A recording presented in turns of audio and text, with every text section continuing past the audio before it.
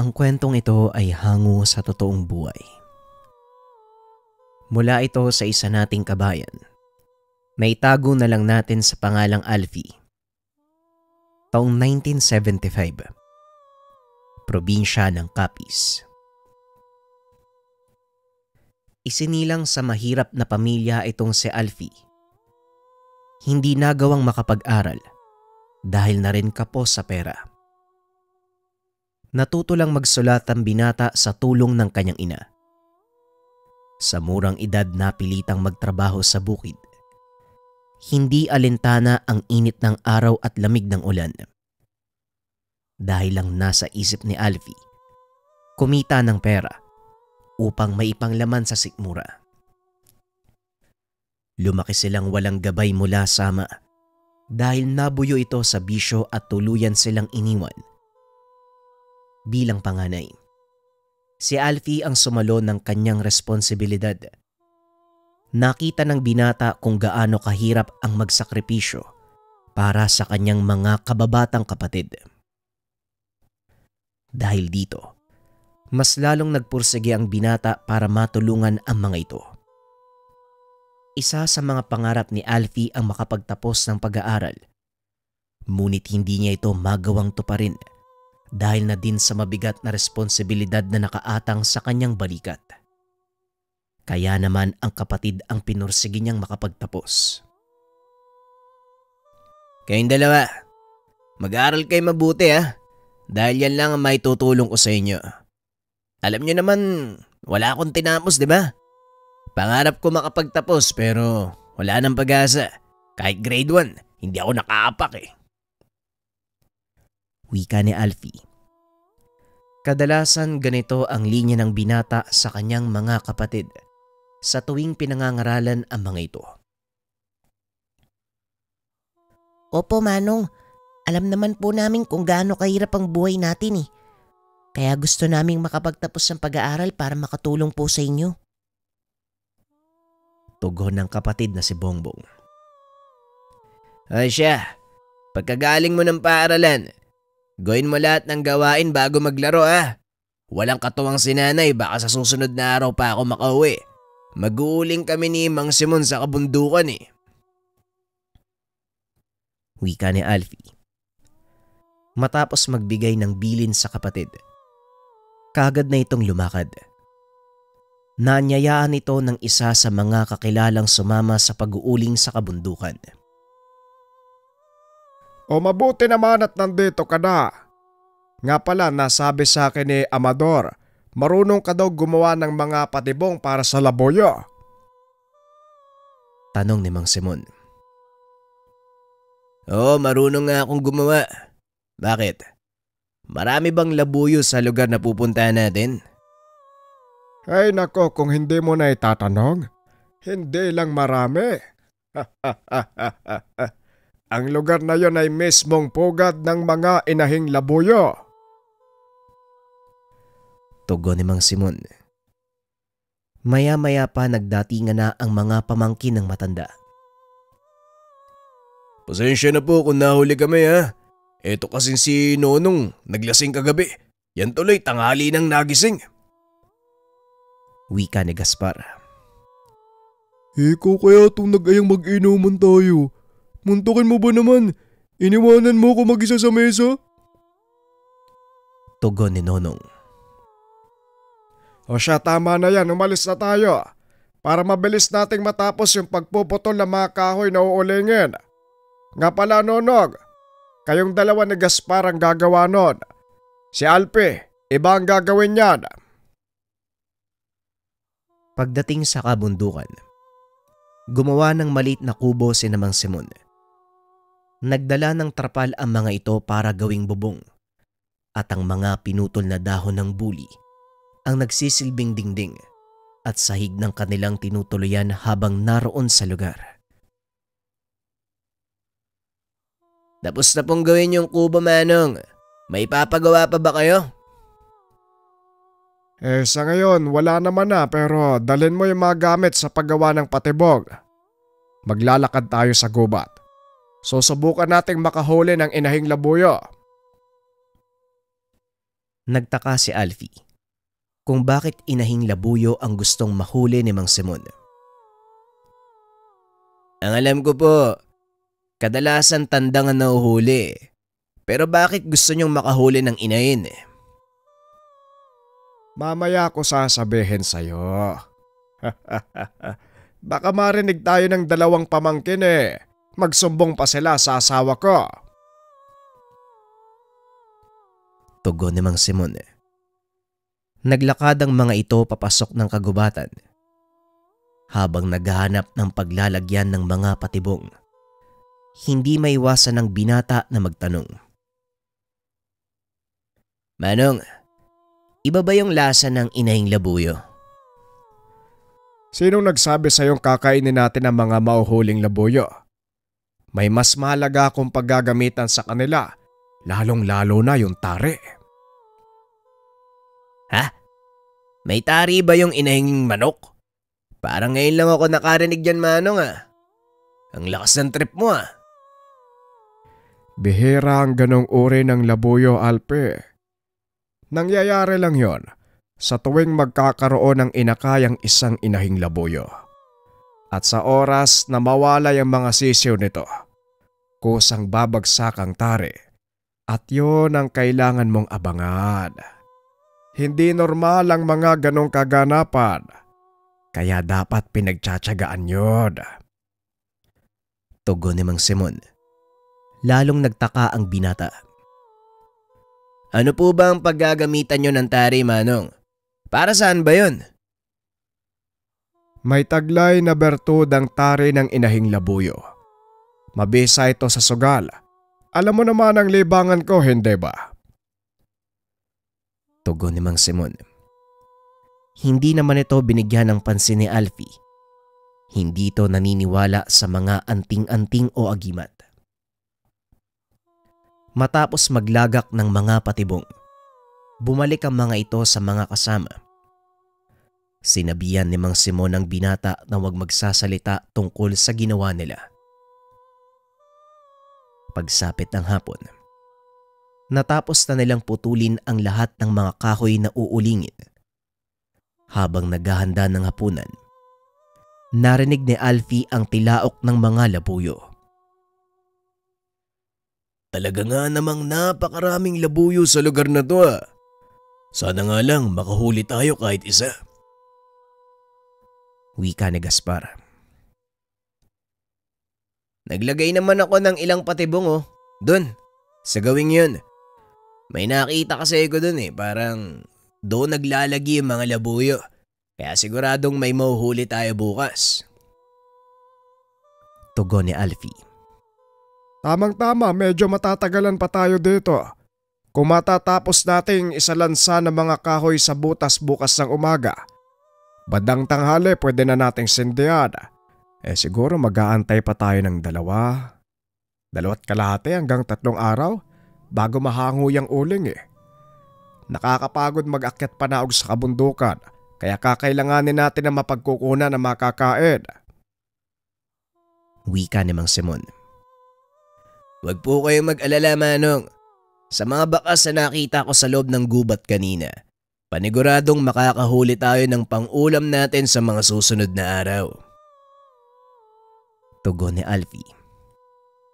Lingid sa kalaman nito na ang paglalagak ng mga patibong sa gubat ang siyang magiging dahilan ng pagbabago ng buhay niya. Dahil pagod sa maghapong pagtatrabaho, maagang nagpahinga ang grupo. Maaga ding nagising ang mga ito kinabukasan dahil kailangang matapos ang pagsasalansa ng mga kahoy. Lalo pat napansin ni Mang Simon na nagbabadya ang malakas na ulan. Gaspar, Nonong, gumising na kayo. Kailangan nating isalansa ng mga naputol na kahoy. Nagbabadya ang masamang panahon. Kailangan masindihan ang ulig. Wika na Mang Simon. Kanya-kanyang bangon ng mga ito. Ilang minuto lang matapos silang isalansa ng mga kahoy, tinambakan ito ng mga dahon ng saging at saka tinabunan ng lupa. Saktong nasindihan ito ni Mang Simon. Saka naman bumuhos ang malakas na ulan. Sinasabi ko na nga ba Gaspar? Unti-untiin mong lagyan ng kanalang paligid ng tumpok ha. Baka pasukin ng tubig ang pinakailalim Mahirap ng sindihan yan kapag ganyan. Muling wika ni Mang Simon. At dahil tapos na ang trabaho, nagtimpla ng kape si Alfie. Nang tumila ang ulan, inaya nito ang matandang puntahan ng kanilang nilagak na patibong kahapon. Sigurado ko may lalabas na inahing labuyo ngayon, lalo pat kakatapos lang ng ulan. Wika ni Alfie. Pagdating nila sa lugar, isa-isang tinignan ng binata ang mga patibong. Kulang-kulang 20 patibong ang inilagay nila sa paligid, kaya hindi malayong makahuli ang mga ito kahit isang labuyo. Ilang minuto pa ng paglalakad ang ginawa ng dalawa nang mapansin ng binata ang kakaibang kilo sa isang patibong. Nahawi na ang lahat ng maliliit na halaman sa paligid na parang may kung anong dumaan doon. Hanggang sa nakita ni Alfie ang nakabiting labuyo, ngunit hindi ito ang inaasahan nilang mahuli. Ay nako, sayang. Tandang pang isang to Ilang patibong na lang ang natitira? Tanong ni Mang Simon. Meron pa pong 8, Manong. Alam niyo naman kung saan to magtatagpuan, di ba? Tugon ng binata. Nagpa siya ang dalawang maghiwalay para tignan ang mga naiwang patibong. Habang naglalakad si Alfie, muli nitong napansin ang isa sa mga patibong. May mga nag-iikot na sisiw. Alam ng binata na may inahin sa paligid. Halos magkatabi lang ang dalawa sa mga naiwang patibong.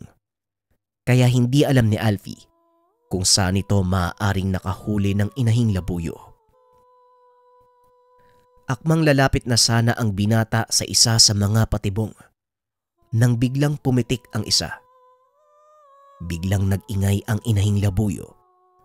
Nahuli ito sa patibong na nasa gawing kanan ng binata. Nagsipagpulasan ang mga sisiw nang maramdamang paparating si Alfie. Mabuti na lang, sa paa nahuli ang inahing labuyo, kaya malaki ang pag-asang mabuhay ito kapag inalagaan at upang makuha ng binata ang mga sisiw. Nagpa siya itong gumawa ng isa pang patibong na parang kulungan. Nang sa ganon, sa oras na makapasok ang mga sisiw ay hindi na ito makakalabas. Diyan na muna kayo. Babalikan ko na lang kayo kapag pababa na ako. Wika ng binata. Matapos ang paggawa ng mga patibong, bumalik na ito sa kanyang mga kasama. Naroon na rin si Mang Simon. Ipinapakita ang nahuling labuyo. Puro tandang ang nahuli namin ni Alpe. Pero ayos lang. Pwede naman tong pang-ulam. Wika ni Mang Simon. Pagsapit ng hapon nagpaalam si Alfie. Dadalawin niya uli ang mga patibong. Nagdala ito ng bigas upang ipakain sa inahing naiwan sa gubat. Napangiti ito nang makitang naroon na din maging ang 5 sisiw. Saktong-sakto. Bababa na kami bukas ng umaga. Madadala ko kayo pag uwi. Wika ng binata. Wala silang ibang nahuling labuyo ng araw na yun. Nanlumo si Mang Simon dahil umasa itong makakahuli ng inahing labuyo. Sayang naman at di tayo nakahuli ng inahin. Pero hayaan mo na. Baka sakali bukas makachamba tayo. Wika ni Mang Simon. Kaso nga lang kinabukasan wala pa rin silang nahuli. Nagpa siya si Mang Simon na umuwi kasama si Alfie. Ngunit bago pa sila tuluyang bumaba ng kabundukan, kinuha ng binata ang nahuling inahin. Sa kasamaang palad, wala na ito sa pinaglagyan. Ngunit napansin ng binata na may kung anong naiwan sa kulungan. Dinampot niya ang bagay na yun Napag-alamang tari ng inahing labuyo, bumalik siya sa kinaroroonan ng mga kasama. Gaspar, kayo nang bahala dito ha, babalik na lang kami ni Alpe. Kailangan namin kumuha ng sakong paglalagyan natin ng mga uling. Wika namang Simon.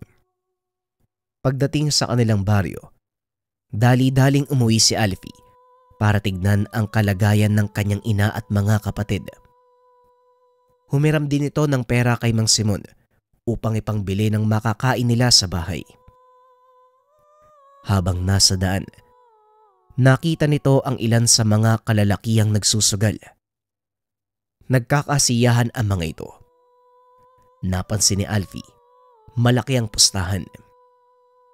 Nainganyo ang binatang manood sandali. Hindi nito namalayang dumudukot na siya ng pera na ipangtataya. Hindi man nagsusugal si Alfie, ngunit kahit papano may alam din ito. Inantay ng binata kung sino ang may pinakamalaking pusta at doon nakasali. Maliit na halaga ang tinaya nito. Hindi inaasahang mananalo sa unang subok. Ngunit laking gulat nang manalo ang braha ng kanyang tinayaan. Nadoble ang taya ng binata at sa pagkakataong iyon, muli itong pumusta. Sunod-sunod na panalo ang nakamit ni Alfie ng maghapong iyon. Natigil lang ito sa pagtaya nang dumating ang nakababatang kapatid. Aba Manong, ngayon lang kita nakitang nagsugal ah. Mamaya niyan mapagalitan ka ni nanay. Wika ni Bongbong. Huwag kang maingay kay nanay. Bibigyan na lang kita ng mas maraming pangbaon mamaya. Mas malaki kaysa sa binibigay ko sa'yo. Mauna ka na sa bahay ito. Bumili ka ng ulam natin sa tindahan. Susunod ako. Tugon ni Alfie. Natuwa naman ang kapatid sa sinabi nito. Masayang umalis si Bongbong sa lugar. Nagpatuloy naman sa pagtaya si Alfie. Habang tumatagal, lumalaki ang panalo ng binata hanggang sa tuluyang mataob ang bangka. Hindi na namalayan ni Alfie na madaling araw na. Nagulat na lang ito nang makita si Mang Simon na may daladalang sako. O Alpe, mabuti naman at nandito ka na. Kanina ka pa ba? Tanong ni Mang Simon. Ano ho? Opo, kanina pa po Manong. Saan kayo pupunta? Anong saan ako pupunta? Naku kang bata ka. Inumaga ka dyan sa pasugalan ano? Naku po, yari. Umaga na pala. Mukhang nawiwili ka sa sugal Alpe ah. Hindi naman po sa ganun Manong ang totoo niyan. Ngayon nga lang ako nakapasok sa lugar na to eh. Nakita ko kasi na nagkakasayahan yung mga tumataya kaya nakisali din ako. Hindi ko nga akalaing mananalo ko ng sunod-sunod eh.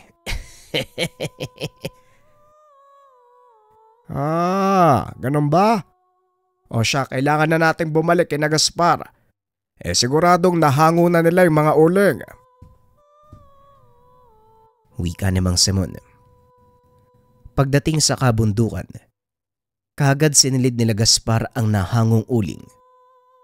Umabot ng 20 sako ang kanilang nagawa. Malaking pera ang paghahatian nila kung sakaling may pagbili ito sa bayan. Matapos maisako ang mga uling, hinakot nila ito gamit ang karosang hila ng kalabaw. Dahil maaga pa ng sandaling iyon, nagawa itong dalhin sa bayan. O ito Alpe, nabawas ko na yung hiniram mo sa akin kahapon ha. Ibigay mo yan sa nanay mo. Baka mamaya doon ka na naman sa pasugalan damputin. Wika ni Mang Simon. Nako Manong, yun na ang una't huling beses ko na papasok sa pasugalan. Sige Manong, mauna na ako ha. Salamat ho. Tugon ni Alfie. Dali-dali itong umuwi. Pagdating sa tahanan, wala pa roon ang mga kapatid. Hindi pa nakakauwi ang mga ito mula sa paaralan. Kaya napilitan si Alfie na pumunta ng kabisera upang bumili ng kanilang mayuulam. Habang nasa tindahan, narinig nitong nag-uusap ang dalawang lalaki. Ayon sa mga ito, may malaking pasabong nagaganapin sa kanilang baryo sa araw ng fiesta. Malaki ang pustahan, kaya naman nainganyo ang binatang sabihin nito kay Mang Simon. Saktong pagdating niya ng tahanan, naroon na sina Bongbong.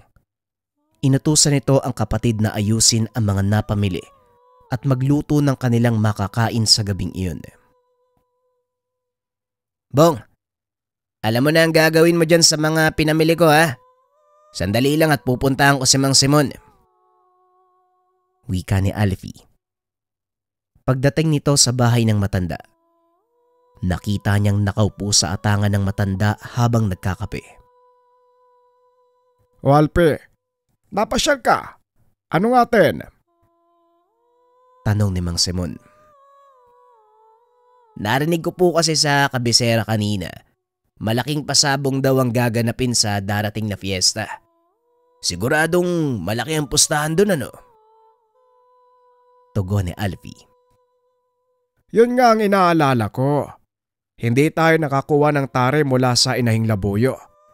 Sayang lang din kung pupunta tayo doon ng walang kasiguraduhan. Wika ni Mang Simon. Kailan po ba naging sigurado ang panalo sa sugal, Manong? Kaya nga po sugal, di ba? Dahil walang kasiguraduhan. Kung sa bagay, tama ka nga naman. Wala ngang kasiguraduhan ng pagsusugal. Pero kung may tangan kang tari ng Inahing Labuyo, sigurado ang panalo mo lalo na kung sasabong. Kaso minalas tayo Kaya hayaan mo na. Kesa naman mauwi lang sa wala tong kinita natin sa pag-uuling. Muling wika ni Mang Simon. Malakas na pangontra ang tari ng Inahing Labuyo, Alpe. Kapag tinali mo ito sa tari ng panabong mong manok, siguradong wala itong talo. Nabubulag ang kalabang manok, kaya hindi ito madaling makakaiwas o makakatake. Pagpapaliwanag ni Mang Simon. Paano naman po makukuha yung tari? Kailangan bang putulin, Manong? Hindi kailangan, Alpe, dahil kusa itong malalaglag. Sa oras na mawalay sa kanya ang mga inakay, lumalabas ang tari. Sa oras ng paglilimlim, hanggang sa mapisa ang mga sisiyo. At sa oras na kaya nang ihiwalay ng inahin ang mga ito, mauhulog ang tari at yun ang kailangan nating makuha. Tugon ni Mang Simon. Sa isip-isip ni Alfie, tama ang kanyang nakuha dahil isang inahing labuyo ang nahuli niya at may mga kasama itong inakay. Ganun po ba, Manong? Paano naman po magiging bisa nito kapag tataya ka lang? Muling tanong ni Alfie. Napansin naman ito ni Mang Simon. Bakit ba ang dami mong tanong tungkol sa tari ng Inahing Labuyo? May nakuha ka ba? Ay nako, baka hindi ka lang nagsasabi sa akin. Meron ka palang nakuha. Wala nga po, Manong. Gusto ko lang malaman kung ano talaga ang bisa ng tari. Kasi kayo din mismo nagsabi sa akin nun na yun ang kailangan nyo para sa pagsusugal. Nahirapan ho kasi akong kumuha ng isang bagay na hindi ko naman alam kung para saan, lalo pa pag di ako naniniwala. Wala itong balak na sabihin sa matanda na may hawak siyang bertud na tari ng Inahing Labuyo. Matapos ang usaping iyon, nagpaalam na ang binata. Hindi na ito nangulit pa kay Mang Simon dahil baka magalit lang ang matanda.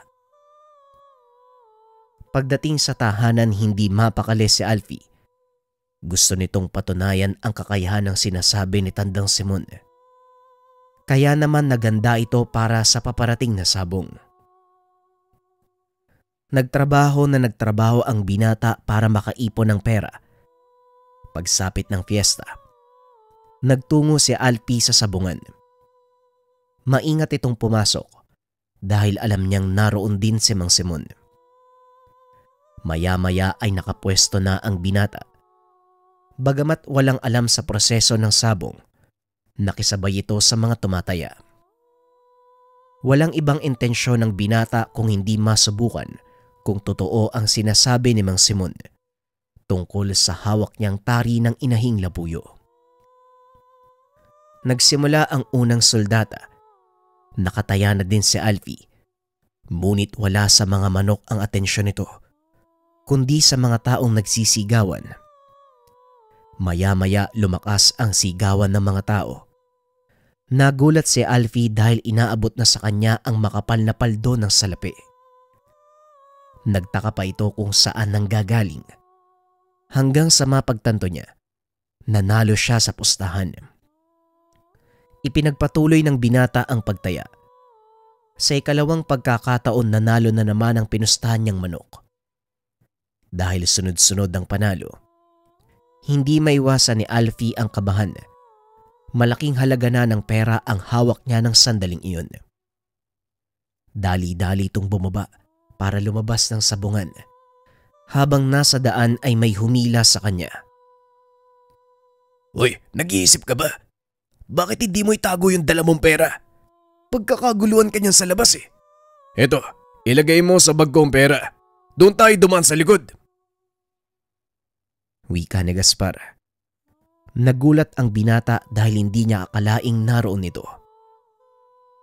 Anong ginagawa mo dito, Gaspar? Sinusundan mo ba ako? Bakit naman kita susundan? Tataya din sana ako kaso nakita kitang natataranta eh. Ano bang nangyayari sa'yo? Ang dami mong dalang pera. Magnanakaw ka ba? Hoy, hindi ako magnanakaw. Sinubukan ko lang naman tumaya sa sabong eh. Hindi ko akalain na mananalo ko ng ganito kalaki. Tapos sunod-sunod pa. Yun naman pala eh. Eh anong kinakatakot mo? Ayaw mo nun? Malaking halagang napalalunan mo. Alam ko mas lalago pa yan. Tara liga, sasamahan kita. Hindi na muna siguro. Natatakot ako baka. Hindi na pinatapos si Gaspar ang sasabihin nito.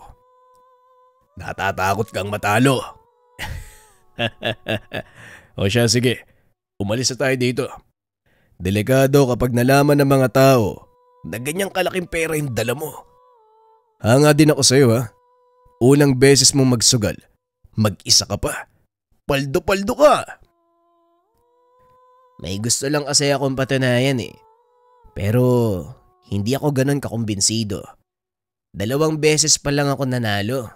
Inisip ko na baka nagkataon lang ang panalong yun. Patunayan eh. Eh ano naman ang gusto mong patunayan?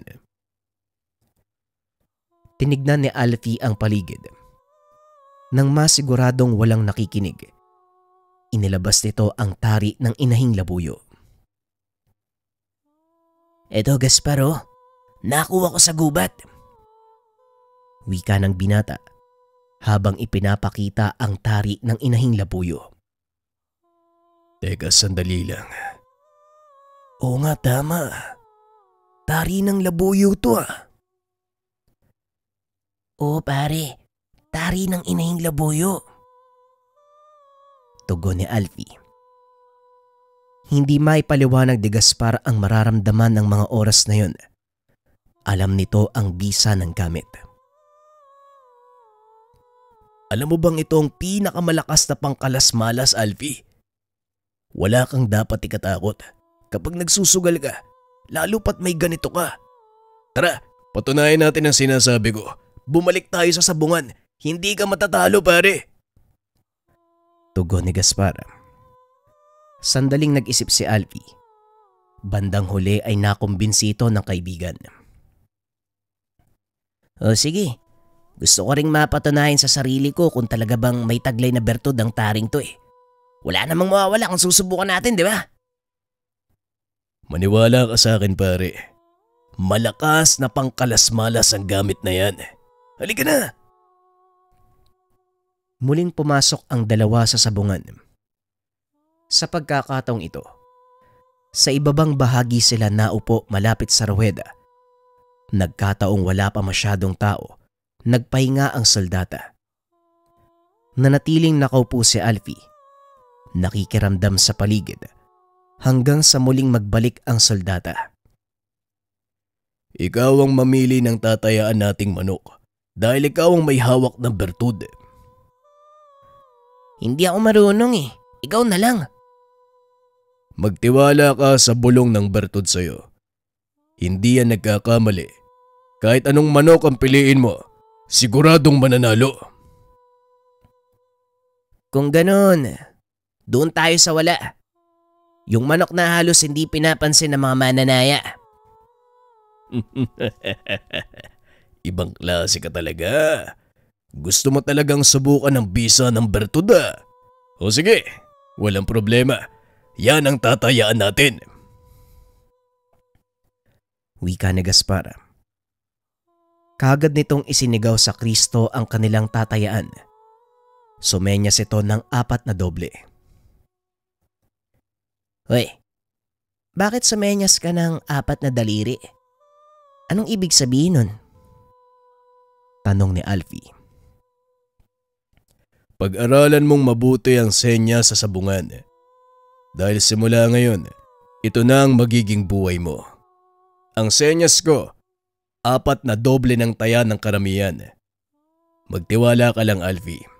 Isang bagsakan lang to. Pero siguradong paldo-paldo tayong lalabas ng sabungan. Wika ni Gaspar. Hoy Gaspar, sigurado ka bang 4 na doble to? Baka naman mapasubukan yan. Tanong ng Kristo. Oo, sigurado ako. Isulat mo yung taya ko. Tugon ni Gaspar.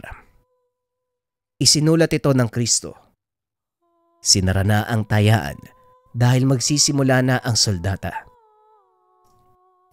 Parang kinakabahan ako sa diskarte mo, Gaspar. Atras na lang kaya natin. Wika ni Alfie. Ano ka ba naman, Alfie? Magtiwala ka lang at isa pa. Hindi na pwedeng iatras yung pusta mo. Nakakasana oh. Tugon ni Gaspar. Naupo na lang si Alfie at yumuko. Abot-abot ang kabang nararamdaman ng binata sa takot na matalo ang lahat ng kanyang napalalunan. Maya-maya pa, napansin nitong tumatalon si Gaspar. Napangat ng tingin ng binata. Nakitang nanalo ang manok na pinustahan. Nanalo tayo, Alfie! O hindi ba? Sabi ko sa'yo eh, magtiwala ka lang. Ano, isa ba? Wika ni Gaspar. Nabuyo si Alfie hanggang sa matapos ang sabong. Gaya ng sinabi nito, paldo-paldo silang lumabas ng sabungan. Wag mo sabihin kay Mang Simon na nangyari ngayon ha. Sikreto lang natin to. Mayayari talaga tayo sa matanda. Tugon ni Gaspar. Hinati ng dalawa ang napalalunan. Yun ang naging simula ng pagtuklas ni Alfie ng buong kakayahan ng hawak na mutya. Sa tinagal ng panahon, nagawang makaipon ng binata. Marami ang nagtataka sa biglaang pag-angat ng estado ng buhay ni Alfie. Maging ang ina ni Alfie ay nagtataka kung saan ito kinuha ang perang ipinagpagawa ng kanilang tahanan. Saan mo kinukuha yung pinangkakastos mo sa pagpapayos ng bahay? Parang wala ka namang matinong trabaho. Tanong ni Aling Perlita. Matagal ko na pong pinag-ipunan yan, Nay. Para sa pagpapagawa talaga ng bahay natin. Kaya wala kayong dapat alalahanin. Wika ni Alfie. Lingid sa kalaman ng ina na may malaking ipong pera sa bangko ang binata. Tuloy-tuloy pa rin ang pagsusugal. Napansin naman ni Mang Simon na hindi na sumasama sa pag-uuling si Gaspar at madalas silang magkasama ni Alfie. Gaspar, parang napapansin ko, mas madalas mong kasama si Alfie kaysa kay Nonong. Ano bang pinagkakaabalahan yung dalawa? At parang hindi na rin kayo sumasama sa pag-uulig. Tanong ni Mang Simon. May mga bagay lang po kaming inaasikaso, Tio Simon. Sinasamahan ko si Alfie. Alam mo naman yung taong yun oh, wala kasi pinag-aralan. Tugon ni Gaspar. Alam nito na hindi niya nakukumbinse ang matanda. Matapos ang pag-uusap ay dali-daling pinuntahan si Alfie upang kausapin. Mas mabuti nga siguro magpalamig muna tayo. Naghihinala na din si nanay. Sabihan mo na lang ako kung kailan uli tayo lalakad. Pero palipasan muna natin yung hinala ng mga tao sa paligid.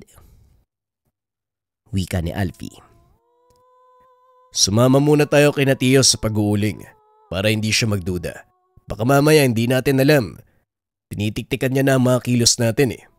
Mahirap na. Tugon ni Gaspar. Ilang buwang nanahimik ang dalawa. Inilaan ni Alfie ang mahabang panahon sa pagpapatayo ng isang tindahan sa bayan.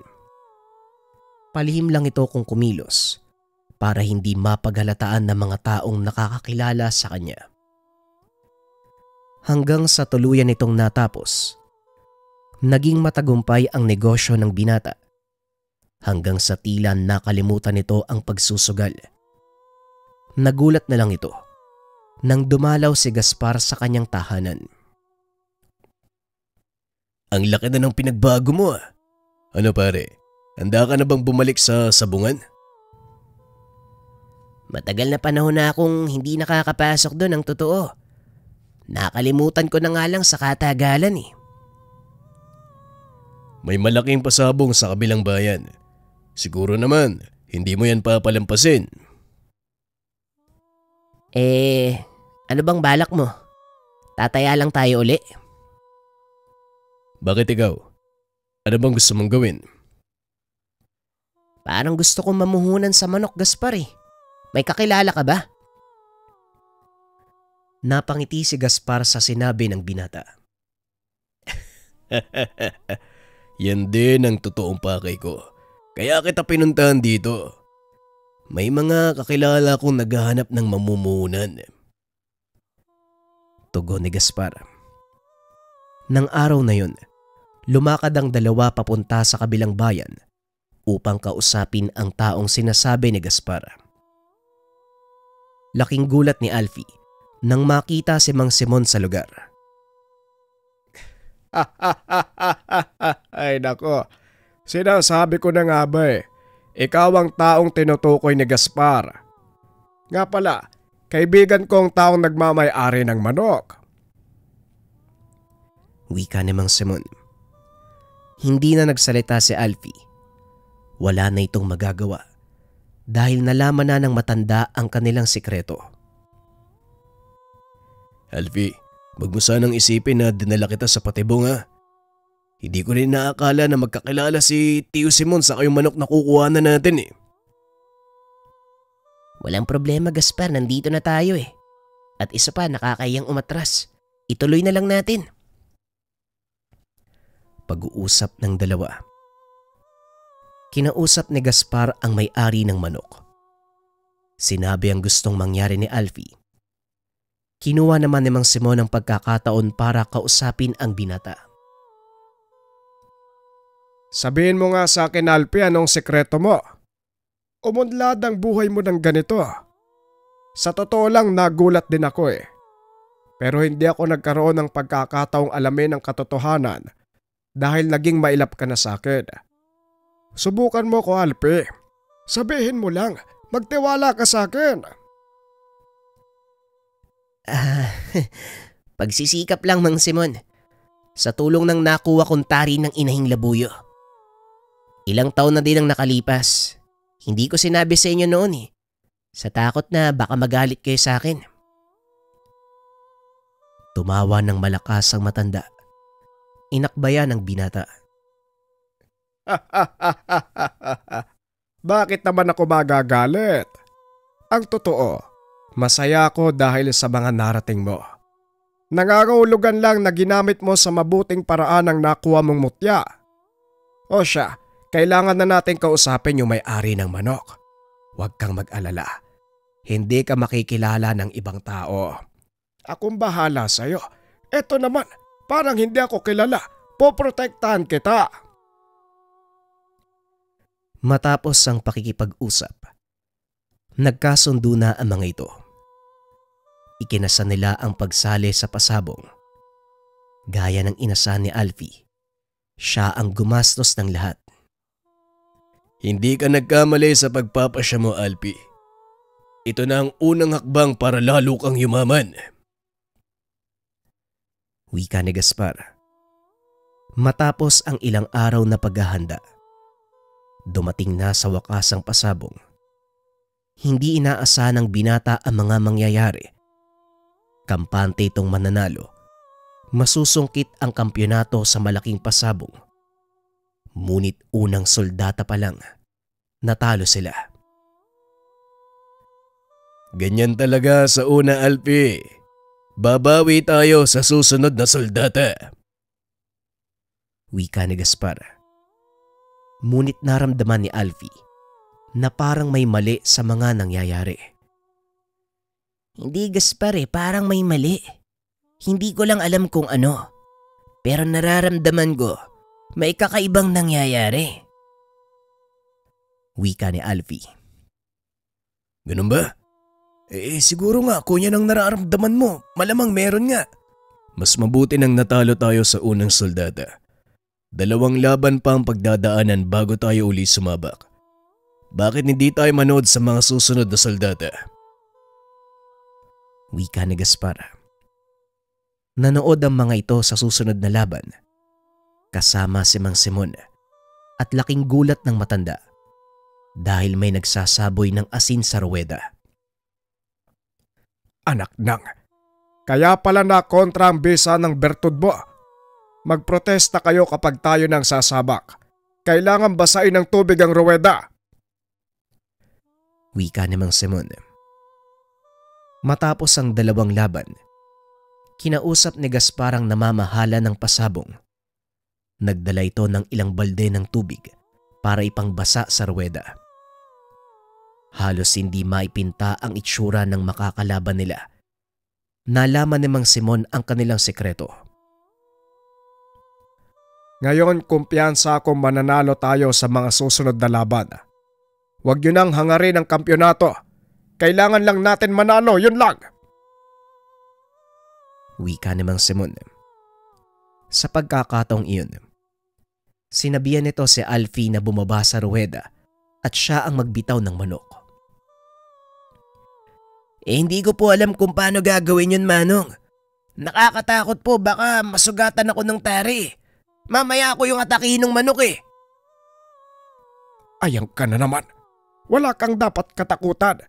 Ilayo mo lang sa katawan mo ang manok. Kapag hindi mo ginawa yan, maubos ang pera mo. Kailangang ikaw ang magbitaw ng sa ganon, maging epektibo ang bisa ng bertud. Makinig kang maigi. Wala nang nagawa si Alfie. Sa kagustuhan nitong manalo sa pasabong, siya ang bumitaw ng manok. Bagaman kabado, sinikap ni Alfie na magawa ng maayos ang pagbibitaw ng manok sa ruweda. Tignan mong mabuti, Gaspar. Nakikita mo pa rin ba ang batang walang pinag-aralan sa pagkatao ni Alfie? Malayong malayo na siya sa dating Alfie na nakilala ko. Ngunit ganun pa rin ang ugali. Hindi nagbabago ang pagiging mapagkumbaba. Masasabi kong karapat dapat talaga siya sa biyayang natanggap. Tugon ni Gaspar habang pinapanood si Alfie sa taas ng ruweda. Tama ka. Sino ba namang mag-aakalang aabot sa ganito si Alfie? Isang bata na halos walang maisaing. Ay gayon, may sarili ng bigasan. Hindi mo talaga masasabi ang ikot ng buhay. Wika ni Mang Simon. Patuloy na nagsalpukan ang mga manok sa ruweda. Habang si Alfie naman ay nakatayo lang. Inantay na sabihin ng sentensyador ang kanilang panalo. Maya-maya nga, itinaas nito ang kanilang manok. Matapos ay sunod-sunod na panalo ang kanilang natamo. Isang laban na lang, Alfie.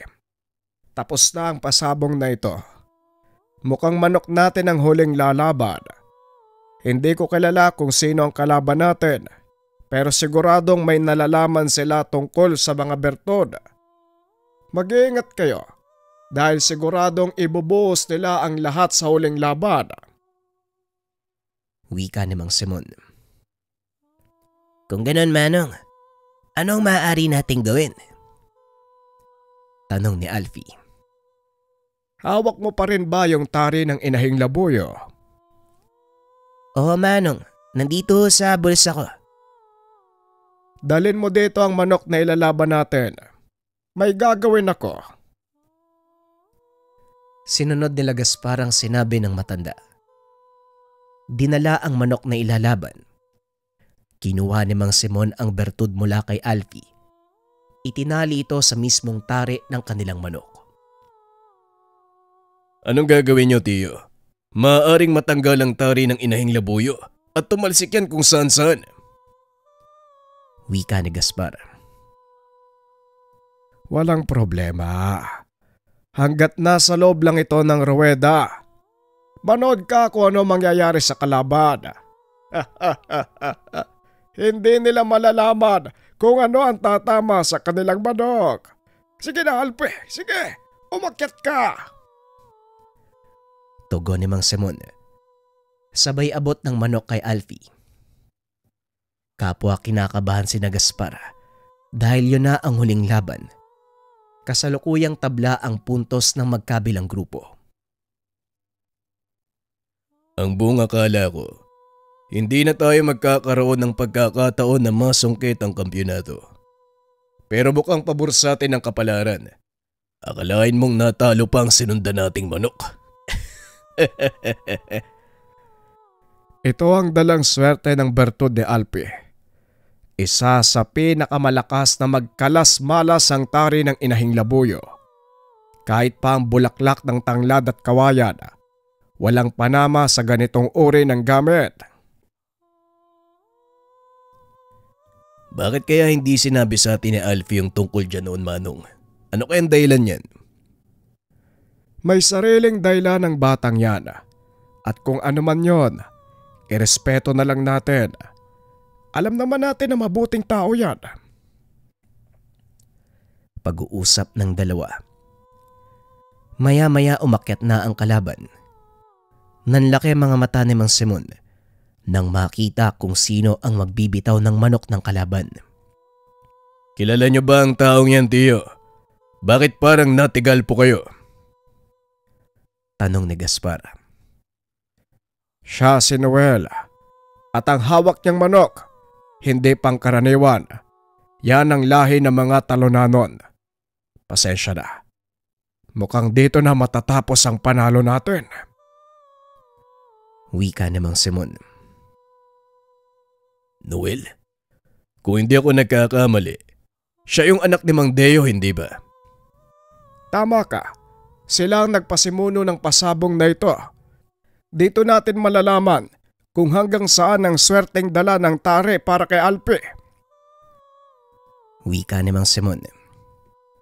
Maya-maya nagtayuan na ang mga tao dahil nagsimula na ang pustahan. Nakatingin si Mang Simon kay Alfie. Walang kalamalamang binata sa mga mangyayari.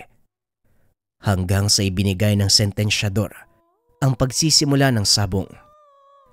Kapwa binitawan ng dalawang binata ang kanilang mga manok. Hinayaan itong magsalpukan. Laking gulat ni Mang Simon dahil tila nasisilaw ang manok ng kalaban. Anong nangyayari, Tiyo? Bakit hindi sumasala yung manok nila Noel? Kahit papano may pag-asa pa din tayo. Yun ay kung papalo ang manok natin habang nalilito ang kalaban. Hindi nga nagkamali ang sinabi ni Mang Simon. Biglang pumalo ang alaga nilang manok.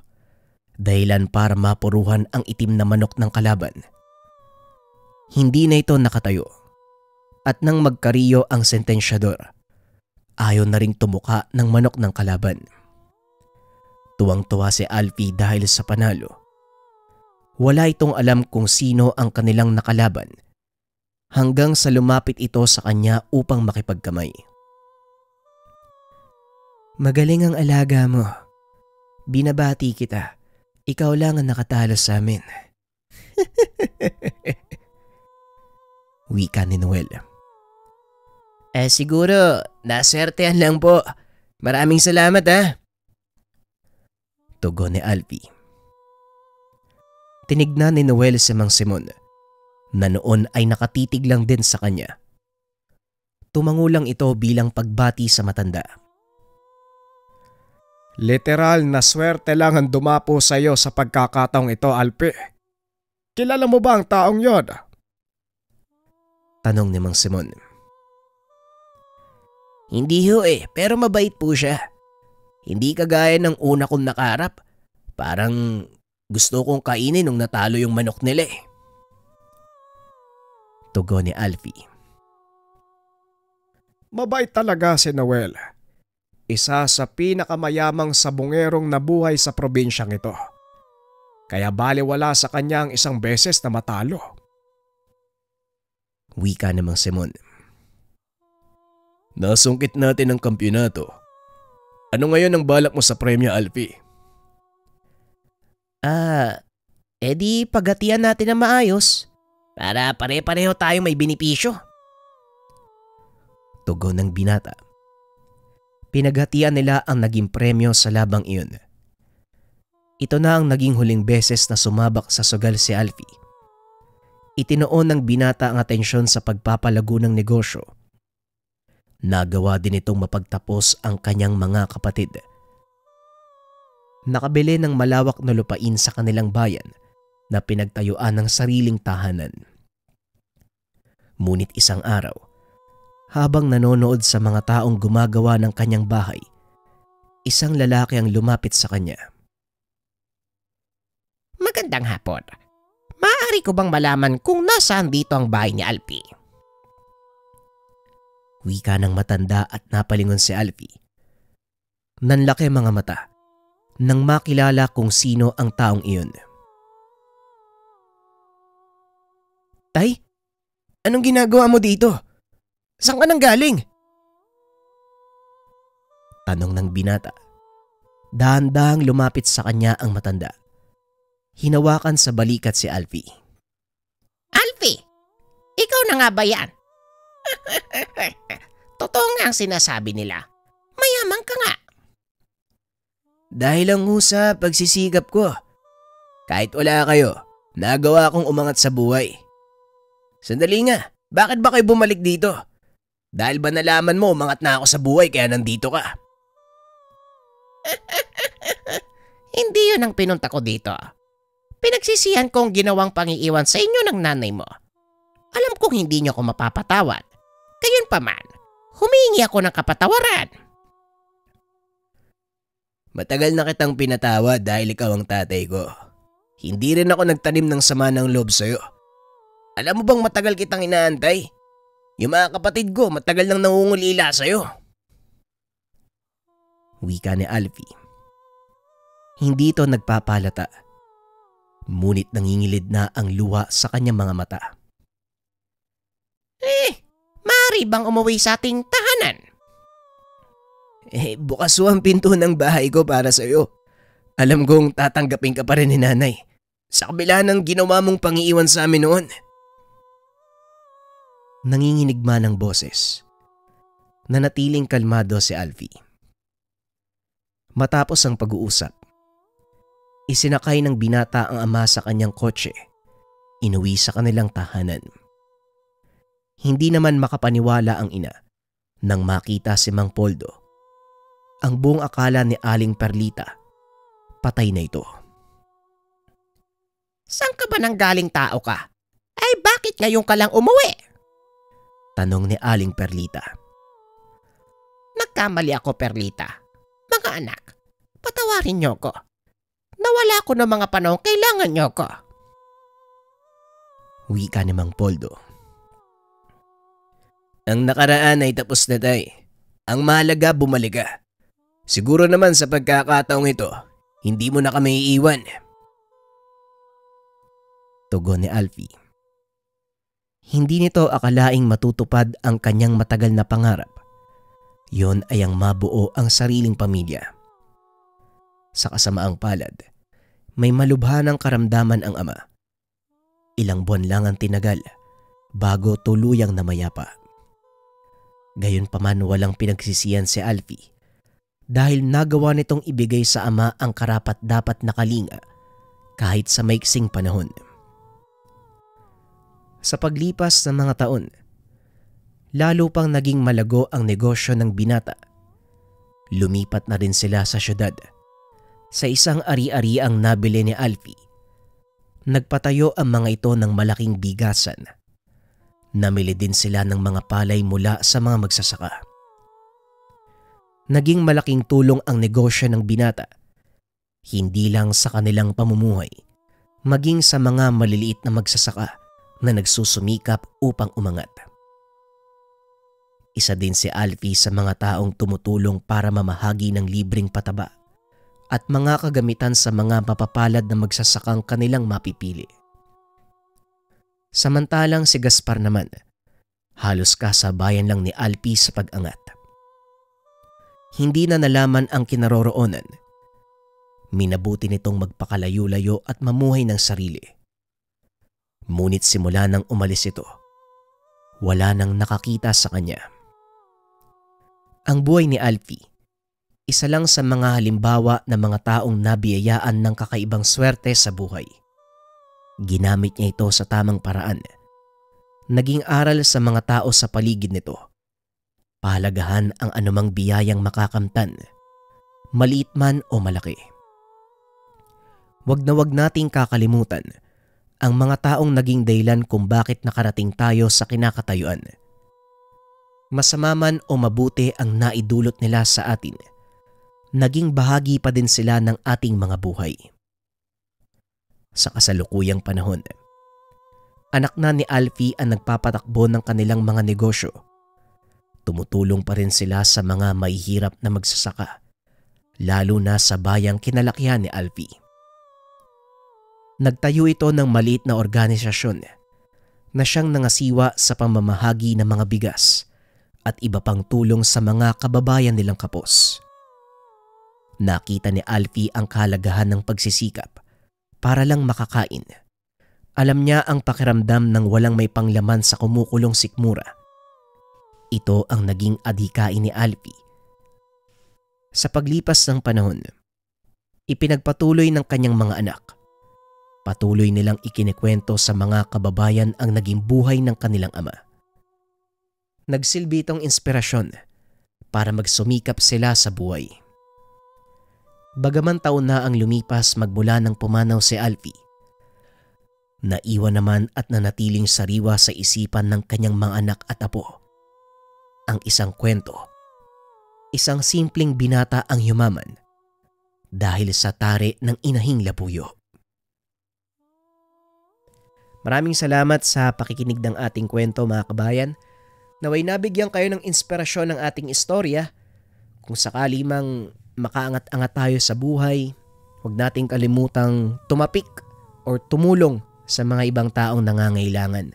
Hindi lang naman to usapin ng pinansyal na pagbibigay ng pera, makakain. Maliit o malaki tulong pa rin yan, or kahit mga kaalaman na meron ka, maaari mong ibahagi yan sa mga tao at siguradong kapag meron silang natutunan sa inyo, magagamit nila ito sa pang-araw-araw nilang buhay. Naway pagkunan natin ng inspirasyon ng kwento na ating bida si Alfie, na taong sinuwerte at ginamit ang kanyang swerte upang tumulong sa iba. Maraming salamat mga kabayan. Paalam.